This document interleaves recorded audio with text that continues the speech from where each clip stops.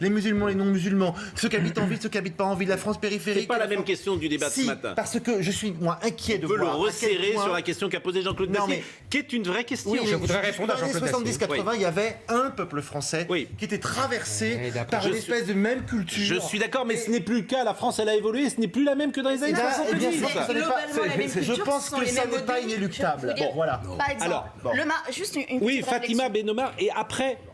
Au Maroc, on peut dire qu'il y a plutôt une espèce d'homogénéité par rapport à la religion d'État qui serait l'islam. Je peux vous assurer que les tensions parce que le roi est le descendeur du prophète. Qui prétend, en tout cas, c'est la version officielle. Donc ça facilite les choses aussi. Si je peux juste me permettre. Le descendant. Ça n'empêche pas toutes les tensions qu'il y a entre la ville de Casablanca, par exemple, avec les citadins qui ont leur mode de vie lié aux moyens sociaux, aux opportunités sociales qu'ils ont, à l'accès à l'éducation qu'ils ont, avec la périphérie, où on peut retrouver des personnes prolétarisées qui n'ont pas le même accès, qui vivent dans des bidonvilles.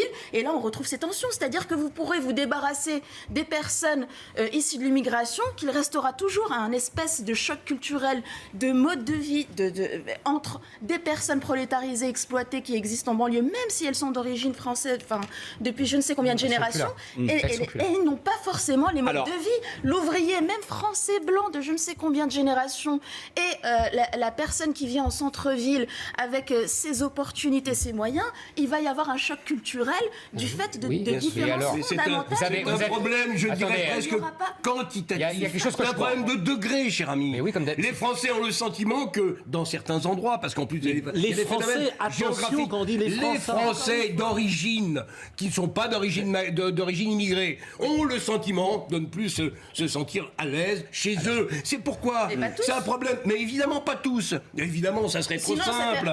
Mais vous avez un problème de degré. Ils n'ont pas voté pour Macron.